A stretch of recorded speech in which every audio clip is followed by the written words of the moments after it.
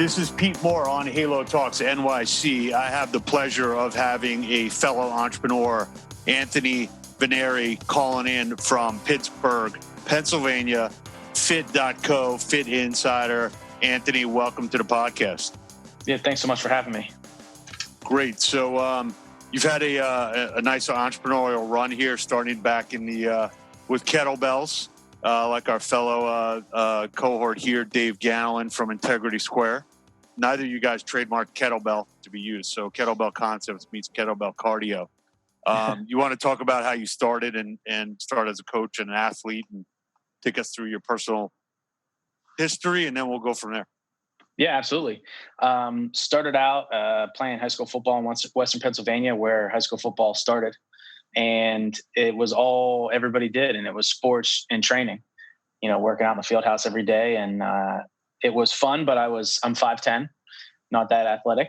So wasn't going to go Division I. And I enlisted in the Marine Corps when I was 17. So I joined the Marines. And in the Marines, I was actually lucky enough to go through their Marine Corps training program and all the fitness stuff. And I ended up getting set up where I was training other Marines to go overseas for fitness.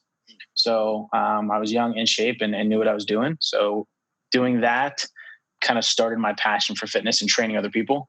Got the best experience in the world doing that. And then my dad actually was diagnosed with terminal cancer when I was 19.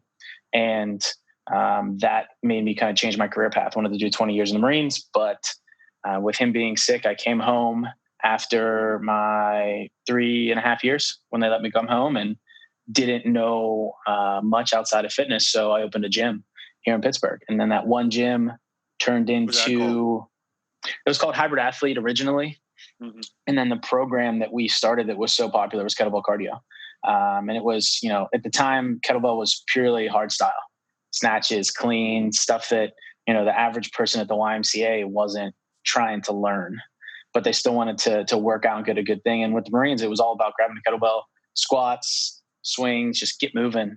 So we took and transitioned those two different things and launched kettlebell cardio. So we had Hybrid Athlete, and then we started launching kettlebell cardio and setting up, what you call a certification, but like a training. We trademarked the name, set up the almost like a CrossFit style affiliate where you could buy equipment that we manufactured, our programming, our certification, and we started selling those all over and ended up having 40 locations offering the programming within a few years. And the business exploded, but I was 21 and didn't know how the hell to run a business. And we left. Yeah. When you started doing that and you had your one location, and it sounds like you're probably doing well at that one location, we got a lot of entrepreneurs that listen to the podcast here that have either a product or have a program, and it's very tough to get these programs into the average health clubs just based on the sales cycle of most of these groups actually bringing in new concepts, or whenever they have a good month, then they might have money to invest in a program or some new equipment. So did you kind of follow the demand, or did you kind of stop and say, hey, I'm so passionate about kettlebell cardio that I want to have as many people experience it? Because I think a lot of people say, hey, look, I'm doing something now, and I aspire to do something more, and I'm like just following the demand, which sometimes is the right decision.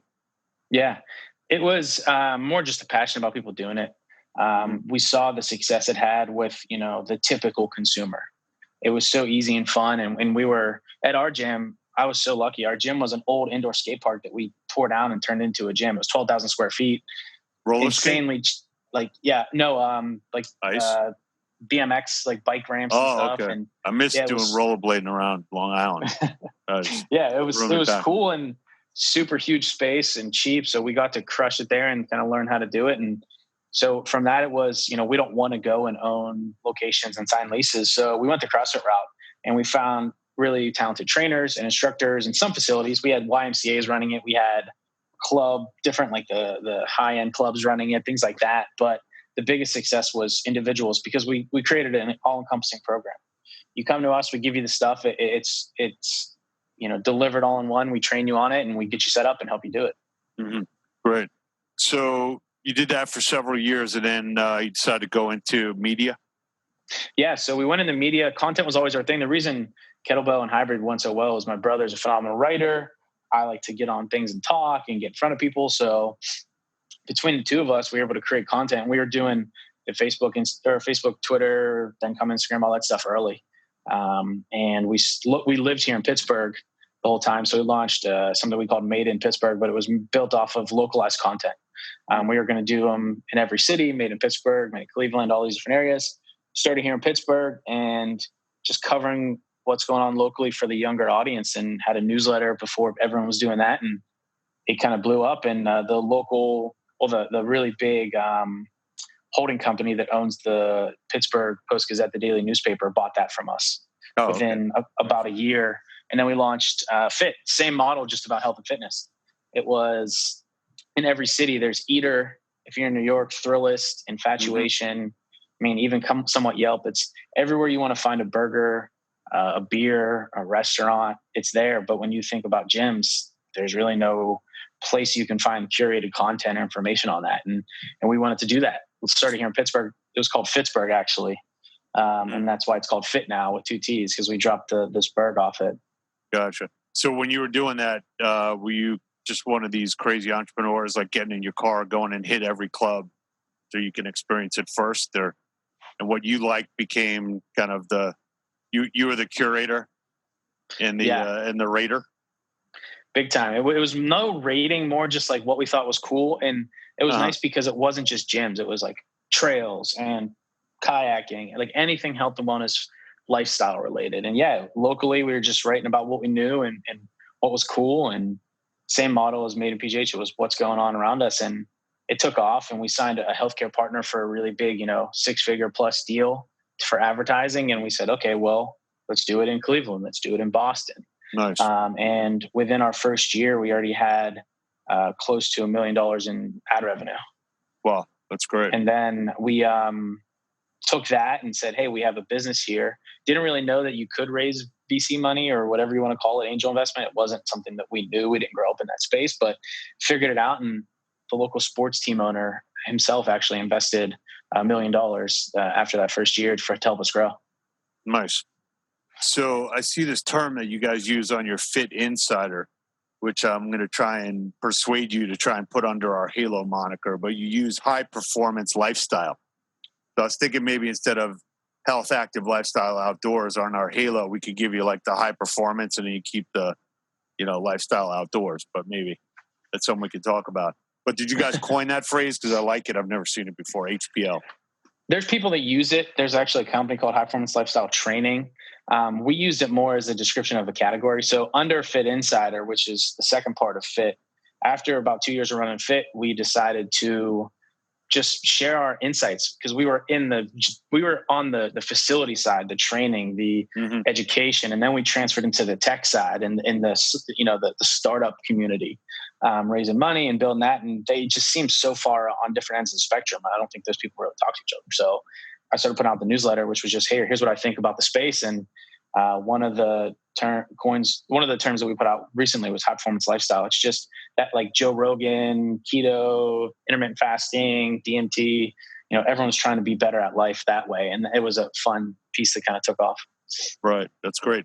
And then you recently took in some capital from Mind Body, which is not only good from a growth standpoint, but also just a badge of honor, if you will, from one of the largest providers in the space, putting capital into your company. So how did those discussions, start, evolve? What kind of tips can you give to other entrepreneurs that are seeking not necessarily capital from Mind Body, but just a strategic investor, which I think there's going to be more and more of coming down the pike here over the next several years. Big time. And we were their first investment. They usually only buy companies. And it was pure annoyance. Just hit them up as much. We hit up every single person at that company and worked our way up the chain of command. We had no connections. We don't have much big of a network. But a marketing person to a VP, all the way up to Josh, their McCarter. Josh McCarter. He's been on the show and is a friend of the Square, so it's funny. So got to Josh. He was like, you guys get it, because our Fitt program, our Fitt, brand is essentially, having come from gyms, I don't like the model of discounted offerings, Groupon Fit, ClassPass. because long-term it never benefited us too much. So with Fitt, our whole thing was long-term. If we can integrate booking, we can be what ClassPass is, but without driving down the value and making it a commodity. So I got that pitch to Josh, and he appreciated what we were doing. So he kind of brought us along, introduced us to Rick, and a few pitches later, they joined in on an investment round that we're putting together, and it's been great ever since, working on content. And, now we're doing the API integration, and hopefully long-term, I want Fitt to be, a partner on the consumer side, really driving consumer engagement, and not just people that are in the studio space, but like with our content, if you find a trail, you might also want to go to a studio. If you bike, you might also want to go spin, and connecting all those people to health and fitness locally. Yeah. So, I went on your newsletter and your site. So I saw a lot of things that were outdoor related, like you're referencing.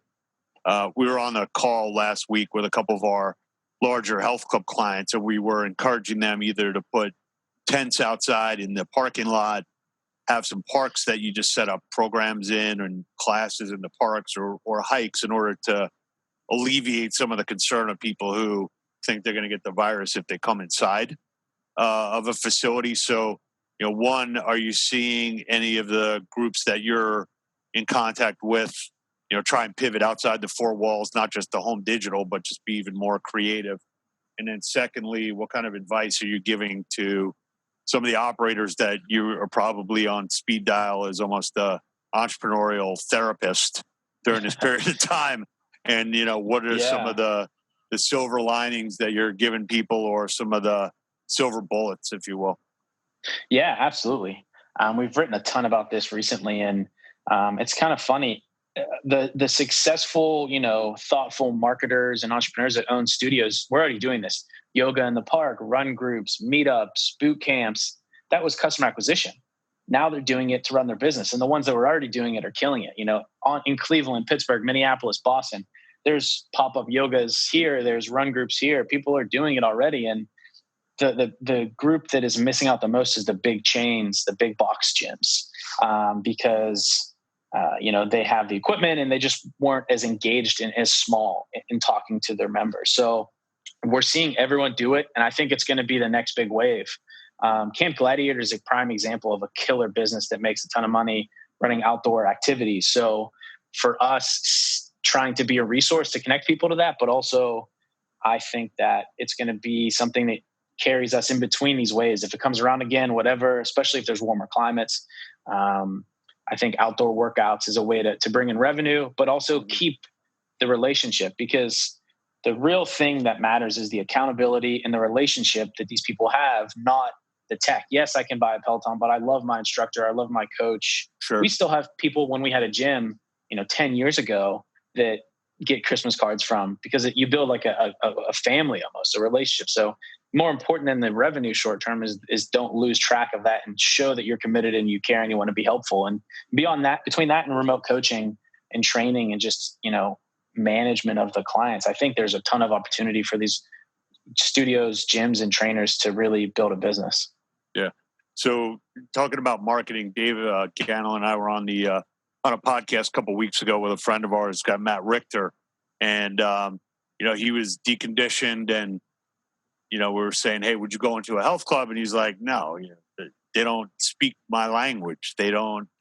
They're trying to get me to come in there and set a goal that I know that I personally will never achieve. And we said, hey, what do you need? Or what would work with you? He's like, just make it fun. Like, I go play tennis. Why? Because it's fun. So as you talk to some of your entrepreneurs that are, have clubs and studios and thinking about their pricing model, their promotion, I feel like a number of groups have forgotten that people are trying to get community, trying to get entertainment, trying to get fit, trying to meet people. And it's not much more complicated than that. Yeah. And if you see now the evolution of fitness, especially with like boutiques and studios and coaches, it used to be like Men's Health, take your shirt off, be jacked. It's not that anymore. It's more about community. It's like the social hour. It's what people do to get out and enjoy themselves, but also do it in a healthy way. So yeah, you got to make it fun, entertaining, and just understand what's going on in the world, and just be there for the people and be what you are, which is more than just, pushing them fitness wise. It's the accountability engagement that's going to last long term. And have you seen a lot of trainers? Yeah, I've seen a lot of trainers go on to Instagram doing their own Zoom, not necessarily doing it with inside the club or inside of the studio. So do you see any kind of cosmic shift or leverage maybe that goes towards the individual content provider going forward versus, now that there's been this need to go digital, I think people are starting to actually do it well. The first couple of weeks of COVID were like some pretty shitty like camera angles on like a Zoom workout that everybody, had their microphones on. It was chaos. But now I think a lot of groups and a lot of people have really figured out and gotten into a groove. So what are your thoughts on that going forward? Yeah. It's funny. We just did, again, a piece on this in the newsletter. The content provider on the fitness side, the studios are losing that the strangle hold that they had on the space. It's the trainers that are really running the coaches, the instructors, because they were the reason people came. It was the talent. It was the excitement. It wasn't the studio. It was them. So yeah, they're really standing out right now. And I think there's going to be tons of businesses that flood the market long-term to continue to help them stream, put out video libraries, OTT stuff like Vimeo and True Coach and Train Heroic. That entire thing is going to be a massive segment. And it's going to be on places like the studios and even Mind Body to figure out how to provide not just the software you need inside, but outside. And I know the Mind Body team's working on it and they're crushing that side, but there's just so much opportunity for both the studios to be almost like talent agencies and bring people under one umbrella, and these creators, as well as the content creators, to build massive businesses online, because now you can maintain that local audience you had, but also keep growing if you have the talent for it. Yeah, it's almost, there've always been, I'm sure there's some in Pittsburgh, these gyms that just rent out space to trainers. And they don't have any members. They just charge a trainer, on a per visit, or basically they charge a membership to the trainer. I wonder if that part of the segment gets a bit more attention, whereas a health club might say, you know what, I'm kind of done trying to fight the fight on new memberships and attrition. Let me get, my top 20 trainers that I can find in the area, charge them each, $1,000 a month, and don't even touch, their revenue stream. Maybe 20 is too small, but maybe it's 50. Yeah, I think there's an opportunity for that. It's just a matter of space and what happens with this, regulations and distancing. And more importantly, will people feel comfortable? That's why I think outdoor is a big opportunity. I think a mixture of outdoor meetup, Zoom, coaching, online management. It's if you take me each segment of it, you want the accountability and engagement. We want the face-to-face interaction. You want the kind of coaching and motivation. And then you want the programming. And there's a lot of ways to do that. The thing that I feel bad for right now is the big boxes with crazy leases, because you just never know how things are going to go. I mean, it could all be fine and everything goes back to normal in 6 months, or, more likely comes around again, or people are still concerned. And I don't know what you're going to do with that retail space. Yeah. Well, we were just doing a study to try and figure out who owns all these buildings and who are all these landlords. And it turns out the landlords are the REITs that are invested in by the pension and insurance companies. And it's basically polar opposite from what 20, 30 years ago, when you could go to your, whoever owned the studio and talk to the guy and say, hey, I need 3 months abatement. He's like, hey, you're a good guy, Anthony. I'll give you 3 months off and, 50% rent for 3 months, get you back on your feet. You deal with these large multi-billion-dollar, corporations and institutions that are all trying to get a piece of that rent for a fixed income. So it's going to be interesting to see what happens. There's going to be a bloodbath that occurs, and everyone's going to have to calibrate how much leverage they have, because in a 30,000 square foot box, there's not 5 groups that are just jonesing to get into that location. Might be 0 right now. I was thinking about just taking my DJ board and my Bose speakers and setting it up in like a studio, and people can go in there, and I could be, like on that Compton movie, and I'll just be like ripping music videos and everything else. Maybe that's my calling. I do agree. Work. Yeah, I think I got a playlist, so it's pretty good. So in closing here, just being an athlete and being on a team, you know, and helping other people succeed, what are some of the quotes that you live by, or some of the quotes that they'd say, oh, Anthony says that all the time? You got any good ones? Yeah. The number one quote, it's from my dad, and I've kind of lived by it. It's confident and clueless. It's, you know, clueless to the fact that you just don't know that failure is an option, but you're confident enough to get it done. That's my entire life. I'm always running full speed. I'm not really thinking about the fact that I'll fail. You know, Right. Coming out of the Marines at 20, 21, signing a lease for a 12,000 square foot space. Didn't know what was going on. Didn't know how to figure that part out and think, oh man, all the bad options that come out of this. But I just kept running. That's the one that sticks out the most. And the other one is cash checks break necks. That's a big flag that we have at our office. It's on some of our personal merch for the team. You know, make sure those checks are coming in. Make sure you're just doing what you got to do to make it work and hustle. And it's the CCBN. We kind of have that everywhere. CCBN? Yeah, cash checks break necks. I hear you. All right, man. Well, it was great to have you on the show. I'd love to spend some more time with you and your brother and your team. Hopefully we can help each other out here and help the industry and make sure everybody gets back on their feet and all be high performance and live a Halo lifestyle. Absolutely. Yeah. I appreciate the time. Happy to chat more and hopefully get you on some of our stuff. And then if anyone wants to reach out, LinkedIn's the easiest way to do it, or just shoot me an email. Cool. Awesome. All right, bro. Good to see you, man. Thanks for coming thanks. on. Appreciate it.